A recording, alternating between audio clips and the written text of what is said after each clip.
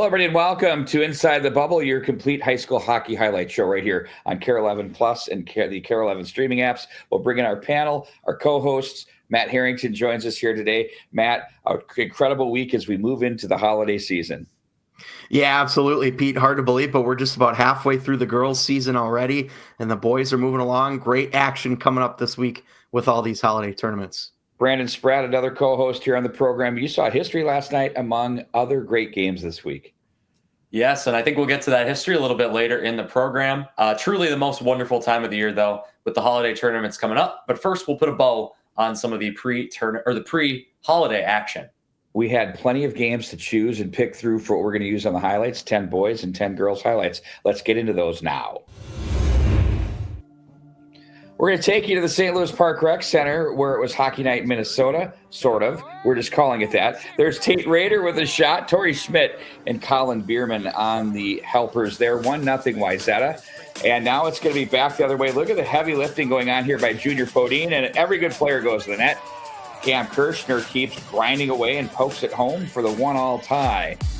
We stay here with Wayzata on the move in the second period, and that's Christopher Pyle for Maddox Fallon and McCoy Kurtz to give Wayzata the lead at 2-1.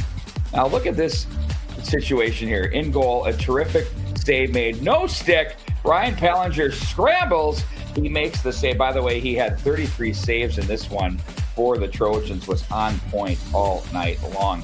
Wayzata will now extend their lead on this play to 3-1. Nolan O'Connell will be the benefactor of this Tommy Colmenero pass.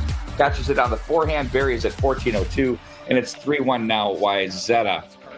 On to the third period we go. Kirchner again gets a muddy goal-mouth goal there, and it's 3-2 late in the third. And then how about this last-second opportunity? Pody the draw, Miner the shot. Oh, and Pallinger the save.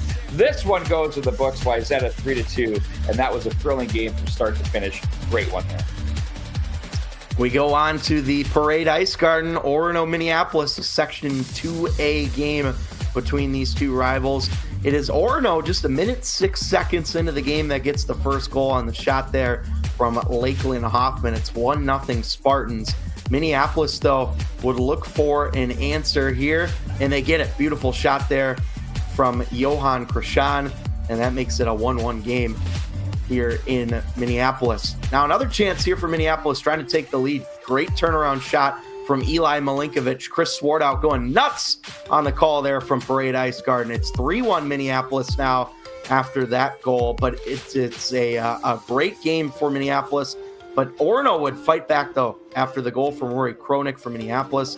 The Spartans get one from Ethan Pagel to make it 3-2. Now this puck is going to go in and out of the net so fast. You see there the dispute on the goal. It's Trey Landa. Controversy there. This one's going to end in a 3-3 tie already. The third tie this season for Minneapolis.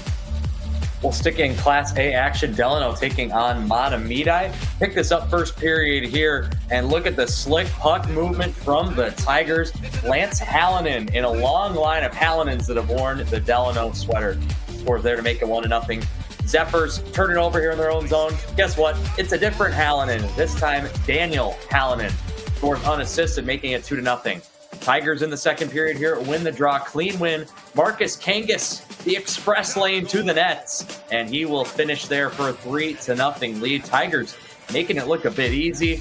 Now another turnover for the Zephyrs. Rough night in their own end. Mason Hargarten scores there to make it 4-0 about halfway in. Matamidi, though, would get a consolation here late. Lakin Decker. By the way, love this jersey matchup, color on color with the orange and the gold. Looking good. Tigers, though, get the win. Need more of those color on color matchups, Brandon. I agree. As we go to the Plymouth Ice Center, undefeated Hill Murray found themselves in some trouble here early in the first period as Tori Schmidt makes it a 1-0 game in favor of Wayzata, and the Trojans would add another. Look at this pass over here from McCoy Kurtz, Jackson Hendricks on the finish. It's 2-0 Trojans, but Hill Murray certainly would not go away without a fight. It is Graham Greeter who strikes to make it a 2-1 game at this point. Early in the third period, Hill Murray trying to tie it. They do. Jackson Reeves getting dirty in front of the net there to make it 2-2. Not long after the Reeves goal, just Less than 30 seconds later, they get another goal, this time from Chaz Lentz. That's a power play goal for Hill Murray to make it 3-2. Now, Wayzata trying to tie the game with 1:48 to go. No, it does not go. A chaos scene in front of the net. Hill Murray would add a couple empty netters. They score 5 unanswered to win 5-2. And over to the Dinah Holiday Classic, Eden Prairie and Grand Rapids in a Friday night affair off the draw. Zick gets that push to Kleiss, and he gets that one past Carter Casey. That will be the only goal of the game. Casey makes 34 saves, looking every bit the part of the top goaltender he is. Now there's the first goal of the game. Will Miskovich from Luka Roloff, who had a big weekend, and Ander Riola. Now it's a breakaway opportunity, back it on goal, and they score again in the third period. That's Nathan Garski. Again, Roloff on the assist. They go on to win by a score of 2-1. Grand Rapids now 7-3, perhaps. Pair 11, top 11 worthy. Yeah, we'll find out. Let's look at the other notables this week. Mankato West wins the battle over East by a score of 6-1. Poquet Esco Carleton, how about them in Class A? Dominant win over the defending state champions 5-0. Rosemont defeats Hermantown 4-1. From Saturday or weekend scores here, Orono defeats Hibbing Chisholm. Big win for the Spartans. Ponca and Shakopee, Section 2AA battle. They tie 2-2. STA over Cretin in another potential section preview. All right, let's move on to the girls' highlights now. This time it really is hockey night in Minnesota from the Dodge County Ice Arena. This is Dodge County. They were outshot up to this point 5-0, but they get the shorthanded goal from Bryn Spreiter, who gets the tally on the assist from Kylie Meyer. Dodge County looking to add another one here on the 5-on-3. They do it. Zoe Heimer in the third period. Orono, though, certainly would not go away. They were out shooting Dodge County for most of this game. It's a rebound goal this time from Zoe Lopez to make it 2-1. Orono now, this is less than a minute and a half to play. This puck was just sitting there in the crease, could not be put home by the Spartans, and a great win for Dodge County, 2-1 on the road. They get a shorthanded and a power play goal win in that game. Edina at Holy Family. Boy, these two have played some really good games over the years. We pick it up first period. Watch Libby Moe move it quick. Taylor Gardner's going to get her first goal of the season as it goes through traffic.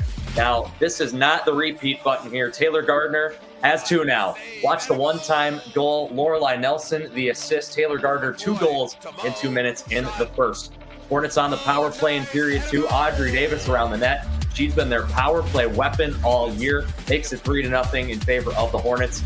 And then Camille DeBouk's one-time shot tipped home in the slot by Brenna Krelwitz. Pete, another tip for you to enjoy. 4-0. Love. China, indeed. Holy Family's going to get on the board here in the third. Look at all the traffic out front. Lily DeFaw gets that goal. And then late in the final 2 minutes, Holy Family will cut the deficit by another goal there. It's Addie Cowan having a fine season. Excited to see her coming up at the Walzer tournament at Braemar. She scores, but it's not enough. Edina over Holy Family, 4-2. We move on to the Plymouth Ice Center. Wayzata hosting Benilde St. Margaret's. Red Knights, a giveaway here, some trouble in front. It's going to be put home by Morgan Kennedy. That was a great start to the game for Wayzata. It's a 1-1 game now at this point. Benilde St. Margaret's looking to take the lead, and great patience right there from Lulu Rosinski. That's how it's done, as she puts the Red Knights on top 2-1. Looking for a third goal here. It's a scramble out front. Loose puck sneaks through the goaltender. That's Addie Morris, who makes it 3-1. Wayzata, though, not going away right off the faceoff with 25.6 seconds left. That's Ava Moldy, makes it 3-2, but it's not enough as the Red Knights win 3-2. Lulu Rosinski had 10 shots on goal in that game. Whoa. High-end matchup, the Pioneers and Andover Huskies as they go at the Andover Community Center, and it's a quick start for Hill Murray. Emily Pohl with her 14th of the year. You get her on a breakaway, she will finish each and every time. Pohl will get this one again, walks along the goal line, then boom, she hammers that one home. Chatelaine with the assist there with the work along the goal line. But that would be it for the Pioneers, as here's Hannah Christensen backdoor as she makes it a 2-1 hockey game on the power play. And then we move on later on in the second period, 16:04 to go in it. And there's Piper Andrews to tie the game at 2. That was late first, rather. Now into the second period, that's Courtney Little on the power play from Hannah Christensen. And they're not done yet. It's 3-2. It's going to be 4-2 on this Julia Gertis goal, going to that nifty move to the forehand there as she finishes to put them up 3-2. They go on to win by a score 5-2. Now, Hill Marie 9-2 on the season, 3 straight dubs for Andover. Good battle in the 2-1-8 is it's Warroad of Class A taking on Moorhead. Spuds get it around the net here, and they go to work. Liv Dielstra finishing in the blue paint. Puts the Spuds up 1-0. Now it's Moorhead on the rush later in the first period. Sydney Martinson with the shot on the wing, and Moorhead goes up by 2. Final stages of the first, though, and Warroad's going to get one. Sam Earhart in the final 15 seconds of the frame. Big goal for the Warriors to get back in it. Watch this pass on a plate out front. Jaylee French with the quick hands. Olivia Anthony, the youngster, picking up the assist to tie this game at 2. However, the Spuds would go back on top later as Haley Melquist from the slot snaps that one top shelf, putting the Spuds up 3-2. And again, this one looking eerily similar to the second goal of the game. Shay Benson will put the Spuds up 4-2. Warroad would get one back, but it would be enough for Moorhead to get the win. They have won 5 of 6. Warroad goes into the holidays with back-to-back losses, both against AA teams. We look at the other notable scores. Moorhead with a big win over Brainerd Little Falls, 8-1. Holy Angels beats a very good Crookston team. We haven't talked enough about the Pirates this year. They put up a good fight but fall 4-1. And how about this? Marshall beating a AA team in Eden Prairie. They then tie Minnesota River, who was also in the Kare 11 top 11 last week. Minnetonka defeating Champlain Park Twin Rapids by a score of 8-2. And Rosemont with a big win over the Northfield Raiders, 6-1. Great roundup, boys. When we come back, we're going to have Randy Koeppl, the head coach of the Holy Family Catholic Fire. They're playing very good hockey. We'll talk about his club right after this.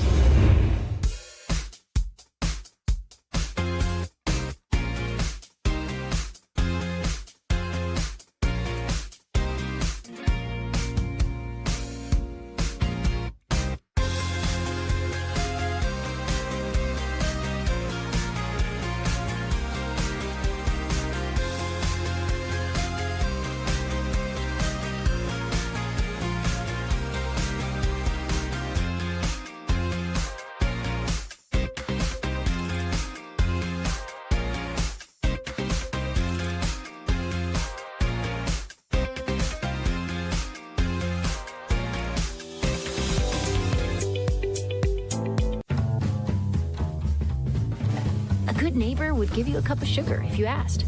At Truestone Financial, we don't have any sugar, but we will give you up to $350 when you switch to a Truestone checking account. It's true, because we're Truestone. Taco John's queso is back, and it's so good you could drink it. Well, you could, but it's better on fried chicken tacos. This cheesy queso boss burrito should quench your thirst for that Hatch chili kick. Creamy 3-cheese queso is good enough to drink, but better on nachos. Our whole menu is just waiting to be dipped or dunked. So even though it's so good you could drink it, forget it. Get me a straw. The ultimate queso takeover is back at Taco John's. Bigger, bolder, better. We continue along on Inside the Bubble, and joining us now is head coach Randy Koeppl. He, of course, of the Holy Family Catholic Fire. Randy, thanks a lot for joining us here today to talk some hockey with your squad. Always great to chat with you, Wags. Thanks for having me. Love it. You know, we were talking summer hockey, now we're talking winter hockey, and you know your team's playing some really good puck now. Can you talk a little bit about where the Fire are at and where they're playing in terms of your mind? I think we're a little bit above people's expectations. I think, I don't think anybody had us in their top 10, or I guess I should say top 11 at the beginning of the season. There you go, Wags. That one's for you, buddy. Maybe above a few people's expectations, but maybe not ours. No, we're playing some decent hockey. I think consistency's been an issue with us. We've played some really, really good hockey and some not so good hockey. So that's what we're trying to figure out here, get a little bit more consistent all the way through games and, working through those issues. You're playing a bit of a gauntlet schedule, though. Let's be honest. I mean, you guys are playing everybody, and you're faring very well against those teams. What is this team doing in terms of the types of teams? What are they doing better than you would have expected, I think, right now at this stage of the season? I think we're starting to move the puck, and we're starting to play some real hockey, a little bit quicker than I thought we would. Just moving the puck, playing hockey, and getting the speed going. We're a fast team, which is, I think we're kind of, in the past, we've been known more for physical style play and that type of stuff. And we're a much different team than that. We're much faster this year. Coming off, I think if you look back at our teams from 3-4 years ago, we were still fast, but we were a lot more physical.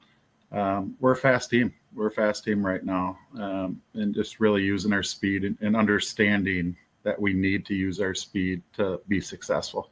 And if we don't show up, use our speed, we're not going to be successful. It's going to be a long night for us. And we've had a couple of long nights for us. Fast teams are fun though, Randy, right? They're fun. You get a little bit of both sometimes. Yeah.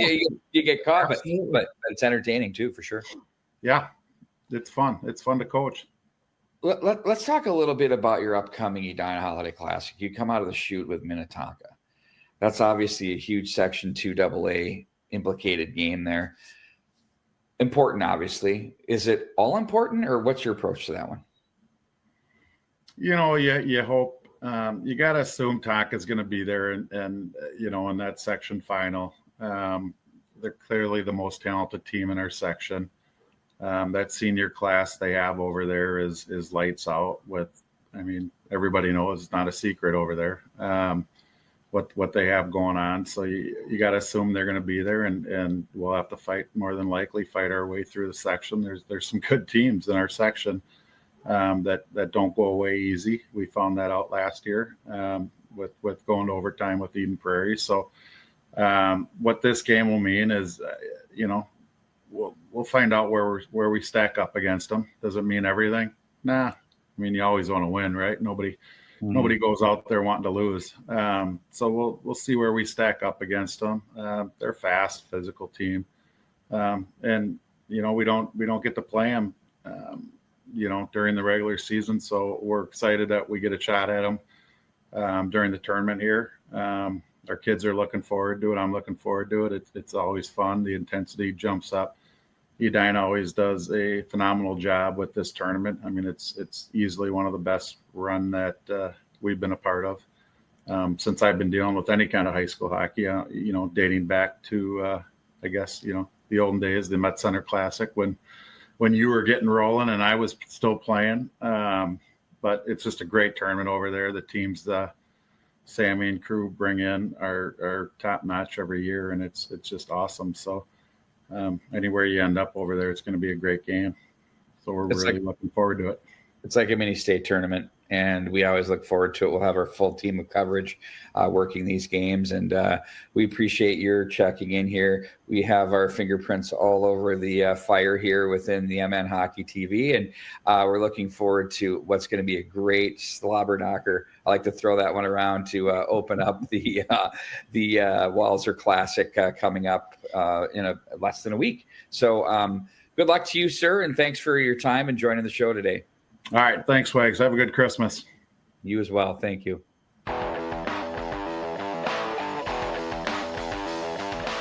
Well, very much looking forward to that game to kick off the Walser Classic or the Walser Invitational. We have it right at the top of our top games of the week. Same day, Orono BSM. They'll rematch from a tie earlier this year. See if we can get a winner in this one. Friday, late afternoon, early evening, we get the Walser semis at Braemar, which will be followed by the championship the next day. Centennial Spring Lake Park takes on Benilde that same day as well. And then the Crosstown Cup is featuring a lot of good teams this year as well. Championship on Saturday.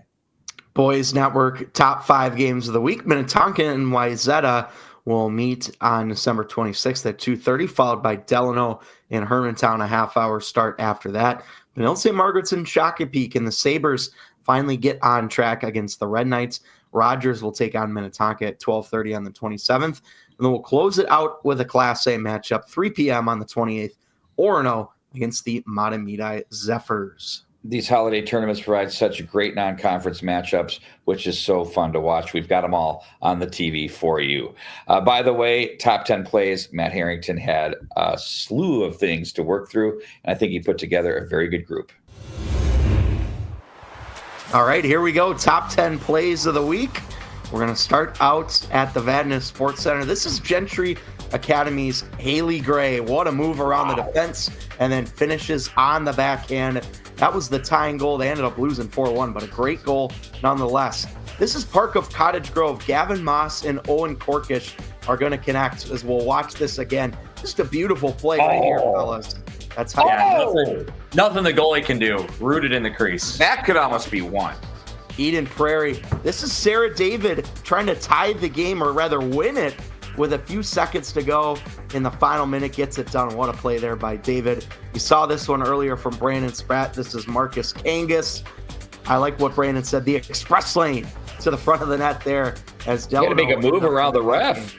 All right, you're going to see a lot of the Academy of Holy Angel stars. Look at this move here from Lincoln Ayers Assad. This would not be his final time, by the way. 10 plays of the week. Great play to the front. And the finish for Holy Angels. Wayzata Benilde St. Margaret's girls. This is Tala Hansen. What a move toward the front. Silky smooth mitts there to tie the game on that goal. Wow. I'm starting to think all these skill camps are paying off for the kids. Man, they got They sure are. Gavin Sattler now for Providence Academy. Disgusting move right there. Got the takeaway, and then watch this. He does it here. Matt, look at this. Just bitter. So good. All right, Henry Lechner, shorthanded, put on the spin cycle for Holy Angels. Brandon submitted this one. I knew right away it had to be in the top 10. An absolutely filthy goal, and this totally changed the momentum of the game. Prior Lake was getting back in it. This was a shorty, and Lechner sealed the deal. All right, number like 2. The Globetrotters, Matt? They are. Bjorkman, Anna Bjorkman scores the Michigan for Moorhead. That was part of a big win against Brainerd Little Falls, and the water bottle pop as well. Might be the best we go to we've the seen top yet. play of the week. This is Lincoln Ayers Assad, dangles through the legs, and how about Connor Beaupre on the video here, slowing it down, the alternate angle look. Sick. What a goal! Your And a top kiss play of the week. off the post. Great stuff there, all over. The whole net, guys. That was absolutely sick. Some really good stuff. These are getting better and better every week. Now, this plays into the top 11. Let's check out the Care 11, top 11 from our committee. All right, so we start on the girls this week. Centennial and Minnetonka into double-digit win figures. They sit at the top. Edina and Benilde with 9 apiece. They are at 3 and 4. Andover gets a big win to reappear in our top 5. Other than that, though, Matt, not a ton of changes in the girls' top 11 this week. I think that is going to change, though, of course, as we get into tournaments like the Walzer, the Silverback Shootout hosted by Benilde St. Margaret's, and others as well. Yeah, and I think Centennial Spring Lake Park, Brandon, has pretty clearly now for a few weeks proven that they're the clear-cut number 1. Minnetonka, I don't think too far behind. They did lose the head-to-head game, but Woodbury, Moorhead, Roseau, Rosemont, all those teams staying the same, taking care of business. And then Andover with a very high-quality win. That was their best of the year. I think maybe the Huskies are starting to turn a corner a little bit. One point, I think they were like 5 and 4 or 4 and 4. So they've won a few in a row now to get back up to that number 5 spot. Three straight wins for Andover there, guys, by the way. And they figured out the goal scoring. It is 3 in a row for Andover, as you said. And Hill Murray, obviously a gaudy record. They have gaudy offensive numbers. However, their 2 toughest games they've played, they have given up a few goals. Something to watch. All right, we move on to Class A girls. Holy Angels, Dodge County, Orono, and Warroad stay the top 4. Albert Lee continues to climb. They are 9-1-1. Proctor Hermantown stays the same. Breck at number 7. How about Marshall, 14-0-1? They did have that one tie against Minnesota River this week. Their first blemish on the record, if you will. Mount Westonka Southwest Christian does have 5 losses, but they've played a very difficult schedule up to this point. And Brandon Blake, unfortunately, falling no fault of their own. And then Minnesota River, her holding serve there at number 11. Yeah, really what it comes down to is Albert Lee, a couple strong results against Northfield, the AA team. They got a win and a tie against them. Breck defeating Mount West Tonka Southwest Christian. They called that a revenge game from the section playoffs a year ago. So that's Breck's best win. Marshall, hey, they've passed every test that we've asked them, or that they have been asked to pass after beating Eden Prairie. And we will see there's a couple teams, Matt, you mentioned Crookston. Another one we're going to keep our eye on next week at the holiday tournaments in Class A is North Shore, which is Duluth Marshall and North Shore. They're co-oping this year. So if you remember Duluth Marshall, they were in our rankings a bunch last year. I believe they play Minnesota River. And we will go on to the boys AA top 11 here. St. Thomas Academy, a perfect 8-0. And Hill Murray will follow suit at number 2, 7-0-0 for them. We do have a few changes. Moorhead and Edina do move up. Of course, Edina's only loss was to Moorhead. Rosemont continues to impress. They are now 10-0, the first boys AA team to hit that 10-win mark. Cretin-Derham Hall did lose to St. Thomas Academy. They fall. Rogers had an interesting tie against Rockridge. They fall to number 7. And we welcome back Holy Angels, big stars theme here to the show this week as they go to 7-1 on the year. Wayzata and then Grand Rapids coming in, Brandon, as well at number 11. Yeah, as you see, there's just not a lot of losses to be found in this top 11 group right now. STA and Hill Murray are the pace setters. They will play some difficult schedules next week down in Prior Lake. Rosemont at 10-0. They beat Hermantown on home ice. That was a huge win. Stillwater, a good bounce back after losing to Rogers as they put 8 past Benilde St. Margaret's. Holy Angels returns. They'll be in a holiday tournament here as well. And Grand Rapids kind of kicked Eden Prairie out after beating them head-to-head, as we saw earlier. And then we move on to boys Class A, and we have a new number 1 this week. It is the Cloquet Esco Carlton Lumberjacks. What a season they have had. 8-0. This was a team that was not in the top 11. And before Christmas, they found themselves at number 1. Kudos to the Lumberjacks. That's been a fun team to watch. Hermantown goes down to number 2. Monticello also was not in our preseason top 11. They're up to number 3, still unbeaten. Hibbing Chisholm had some players out sick this week. They had a couple of tough losses. They do fall to number 4. Warroad, Northfield, St. Cloud Cathedral, Delano all stay the same. And then Orono, Minneapolis swap places. Orono had that win, Brandon, over Hibbing Chisholm pretty comfortably, 6-2. Yeah, they did. And the Spartans have put together a few good results despite being just over 500. Obviously, the tie with Minneapolis kind of keeps them in a similar spot in the rankings.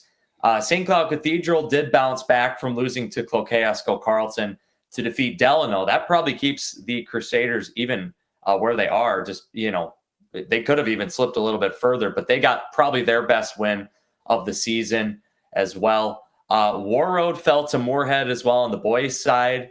So there's, chugging along. I mean, there's a lot of losses in that group at the moment. Hockey Night Minnesota boys edition comes to Hibbing Chisholm from the Great Memorial Arena. 2 p.m. afternoon start on the 28th. Hibbing Chisholm and Delano. Brandon, 2 teams both in the top 11. Should be a great game there. Yeah, it should be. 2 teams that are looking to get back to the state tournament this year, looking to rebound a bit off some losses over this past week. But as you said, a historic venue. Should be a really good matchup here. Delano, this will be their 3rd game in 3 days as they're taking a trip up to the Iron Range. Congratulations to Patrick Griswold of the Academy of Holy Angels. He earns his 200th career win with the Stars. Brandon, you're an alum. Must have been a lot to be on the call for that one. Yeah, really cool. And I didn't know actually going into the game that it was a chance to be his 200th win, but really cool. Coach Griswold had a lot of family there, including his wife and daughters. I actually saw later on social media, his daughters seemed to really like the plaque, brought it with them to bed last night. So really cool moment for Coach Griswold. Wonderful stuff. And you can follow those posts with us on social at X, Instagram, and Facebook at MN Hockey TV. Be sure to follow us on all platforms. We'll keep you posted. And that's going to do it for this program of Inside the Bubble. We'll have a Power Play show coming up for you later in the week. Looking forward to bringing you a new way of watching high school hockey at MN Hockey TV. Follow us on X, as we mentioned. It'll be there as well. Hey, guys, have yourself a happy holidays. Everybody viewing, we hope you do as well. And we'll see you at the rink very soon, coming up later in the week. That's going to do it. So long, everybody.